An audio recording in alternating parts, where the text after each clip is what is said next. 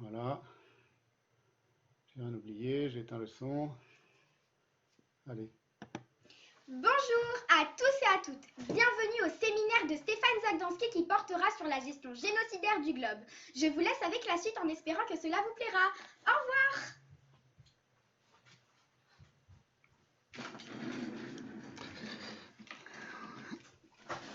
Voilà, bonjour. Eh bien, bienvenue à cette première séance de mon séminaire qui s'intitule en effet La gestion génocidaire du globe. L'ambition de ce séminaire, que je fais aussi pour moi, c'est-à-dire ça me permet de travailler et d'explorer des domaines qui me sont toujours énigmatiques, et le fait de prévoir et d'organiser ce séminaire, qui n'est pas, ce n'est pas la même logique et temporalité qu'une conférence, par exemple, ou qu'un livre. Ça me permet, moi, de continuer d'avancer dans mon questionnement, dans ma réflexion, pour essayer de répondre le plus minutieusement possible à une question, au fond, assez simple. C'est pourquoi ce qui arrive au monde arrive-t-il? Pourquoi? Pourquoi cela arrive-t-il? La philosophie occidentale, la philosophie elle est occidentale, si elle s'appelle la philosophie, l'aptitude à penser ce à quoi elle-même et ce dont quoi elle-même participe. Je veux dire par là que le discours philosophique, depuis toujours, il participe aussi de la gestion génocidaire du globe et à la gestion génocidaire du globe. Même si théoriquement on n'a pas lu tous les livres qui permettent d'appréhender ça, on comprend cette phrase de Lacan, de Jacques Lacan, dans son séminaire, et qu'il avait redite plusieurs fois à Philippe Solers, qui me l'avait dit aussi à l'époque où nous étions amis, où il était mon éditeur. Les nazis, a déclaré Lacan, étaient des précurseurs. Il faut souligner que classer, ce n'est pas penser. Un ordinateur, par exemple, il sait parfaitement répartir méthodiquement les données, il sait gérer, et il n'en pense pas pour autant. Penser, ce n'est pas gérer, ni classer, ni classifier, ni répartir, ni calculer, ni amender, ni compiler, ni hiérarchiser. Penser, c'est quoi? Penser, essentiellement, c'est bondir. Autre parole. Si tu écoutes l'ancien, tu écouteras le nouveau. Mais si ton cœur se détourne, en retour, tu n'écouteras plus. Le génocide, il ne dépend pas du nombre de morts. Il dépend d'une certaine idée qui est attirée par le nombre de morts, qui est affamée par le nombre de morts. Vous avez ce symptôme, si vous voulez, dans tous les films de science-fiction ou d'horreur depuis des décennies déjà. C'est quelque chose qui travaille, et pas pour rien, le cinéma mondial. L'idée que, y compris l'idée de la pandémie, il y a eu des films qui n'ont rien de prophétique, en réalité, puisqu'il s'agit en réalité d'un fantasme et d'un désir profondément nihiliste, l'idée que tout à coup, tout le monde meurt.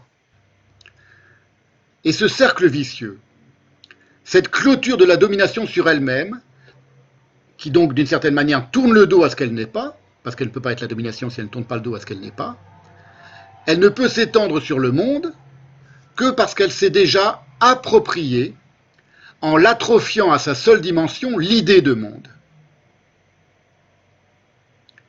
Ça transparaît par exemple tout à fait clairement dans la nomenclature en miroir que la domination projette sur le monde. C'est toujours une nomenclature en miroir, la manière dont la domination envisage ce qui n'est pas elle. C'est ce que pour ma part j'ai appelé la rhétorique de cow-boy. Alors c'est quoi la rhétorique de cow-boy? C'est par exemple lorsqu'on parle de l'Ancien Testament ou des pré-socratiques. Ancien Testament, il est ancien, donc il est déjà obsolète d'une certaine manière. Pré-socratiques, ils sont avant Socrate, donc c'est Socrate qui va leur dire ce qu'ils sont. Le nouveau monde, le monde de l'Amérique, le monde sur lequel va se répandre l'Occident européen. Les Indiens d'Amérique, ils sont ni Indiens ni d'Amérique, ça ne veut rien dire pour un Indien d'Amérique, le mot Indien et l'appellation Indien d'Amérique. Ou les primitifs, ou les Noirs, comparés aux Blancs, pour dire les Occidentaux et les Africains. Ce sont les temps modernes. Voilà, quand on parle des temps modernes, l'idée qu'il y a une modernité dans la manière dont la temporalité se déploie, En soi, c'est quelque chose qui procède de la domination et de la volonté de la domination de n'en rien savoir. Et le Zohar, c'est le Zohar sur le cantique des cantiques, prend un verset des cantiques, qu'il me baise des baisers de sa bouche car tes caresses sont meilleures que le vin, cantique 1-2. Et voilà comment l'interprète le Zohar, le grand traité de la mystique juive. La Torah orale s'exprime à l'adresse de la Torah écrite, parce qu'elle aspire au baiser de la Torah écrite, à sa douceur, afin qu'elles s'unissent l'une à l'autre par ces baisers. Lorsqu'on voit une personne anormalement constituée, c'est-à-dire quelqu'un qui est soit prodigieusement laid ou monstrueux, un géant ou un nain, ou quelqu'un qui est d'une couleur qu'on n'a pas l'habitude de voir, disent les textes. Par exemple, un noir. On n'avait pas l'habitude en Palestine ou à Babylone de voir un Africain. Eh bien, lorsqu'on voit quelqu'un comme ça, on doit dire une autre bénédiction. Béni sois-tu, éternel notre Dieu, roi de l'univers, toujours le même début, qui diversifie les créatures. Voilà, c'est mon édition, c'est une excellente édition. C'est l'édition ArtScroll, l'édition Edmond J. Safran. Ça fait que très récemment qu'elle est traduite en français. Elle n'est même pas finie d'être traduite. Et elle est prodigieuse parce qu'on a tout le texte en arabe. Je vous l'ai montré tout à l'heure. Donc j'ai dit que les deux procédaient d'une fondamentale joie, la joie du jazz et la joie des juifs. C'est le swing du sens. C'est ce que Heidegger appelle pour sa part la Schwingung. Et comme dit le standard de jazz, que je vais vous faire écouter maintenant, et ce sera la conclusion, ce swing-là, le swing de la pensée juive, si on ne l'a pas, ça n'a aucun sens.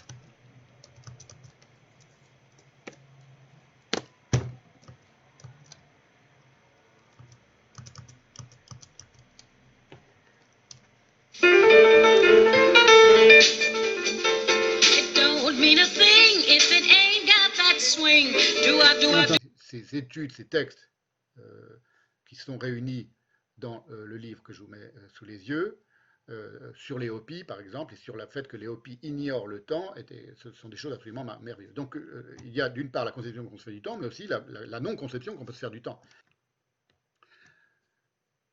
Mais le globe, ce n'est pas seulement une approximation. C'est une idée partielle, comme toute idée est partielle par définition, qui conteste sa propre partialité. Et c'est en cela qu'elle est intéressante, qu'elle est singulière et qu'elle est efficace, malheureusement. Parce qu'il demeure en effet toujours une partie occultée, un hors-champ de la globalisation, qui de surcroît n'est jamais identique à lui-même, ce hors-champ, cette partie occultée, cette partie cachée, et qui lézarde ou qui menace l'expérience globale, en rendant impossible un savoir panoptique de ce que l'astronaute, par exemple, ou le cosmonaute a sous les yeux.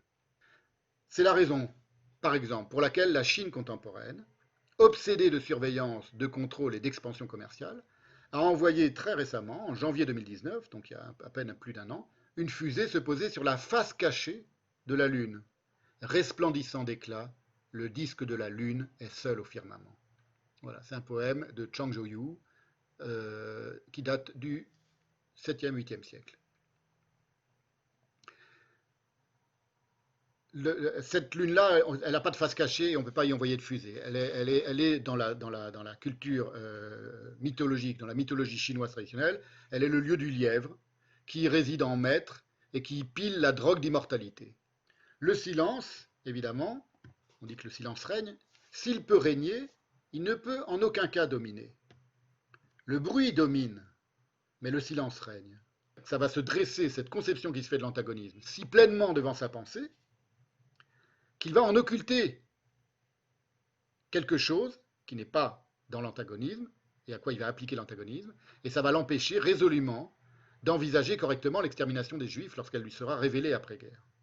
Ravisseur du monde, raptores orbis, on retrouve le orbis de tout à l'heure. Ravisseur du monde, au pluriel, il parle des Romains, Galgacus.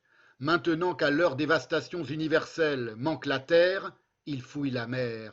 Si l'ennemi est riche, avide. S'il est pauvre, dominateur, dit le traducteur, ambitiosi en latin.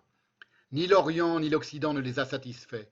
Seul de tous les peuples, ils convoitent d'une égale passion richesse et pauvreté.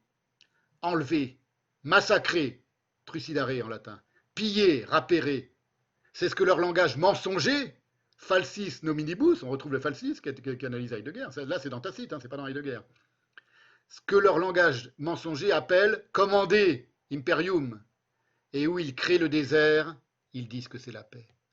Est-ce que on peut penser la pensée de l'être autrement qu'en allemand? La pensée du Tao, c'est pas la pensée de l'être. La pensée du tétragramme et du Ein Sof chez les Juifs, c'est pas la pensée de l'être. Le bouddhisme du grand véhicule, le Mahayana, c'est pas la pensée de l'être. Ce que Lévi-Strauss appelle la pensée sauvage, c'est pas la pensée de l'être.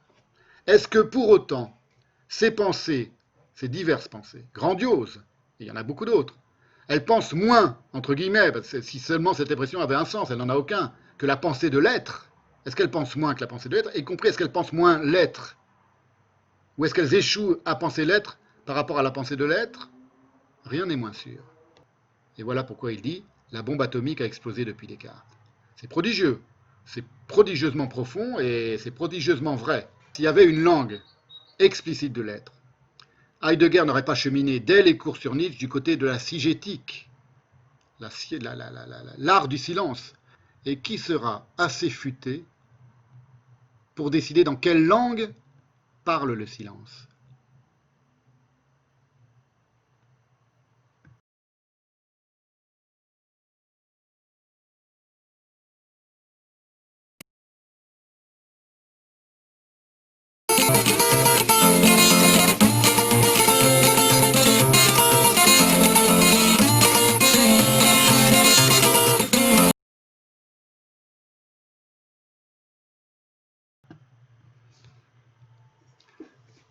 Voilà, si vous avez bien regardé cette petite séquence que j'ai vue passer par hasard sur Internet il y a quelques jours, voilà, moi, ça me parle de l'être.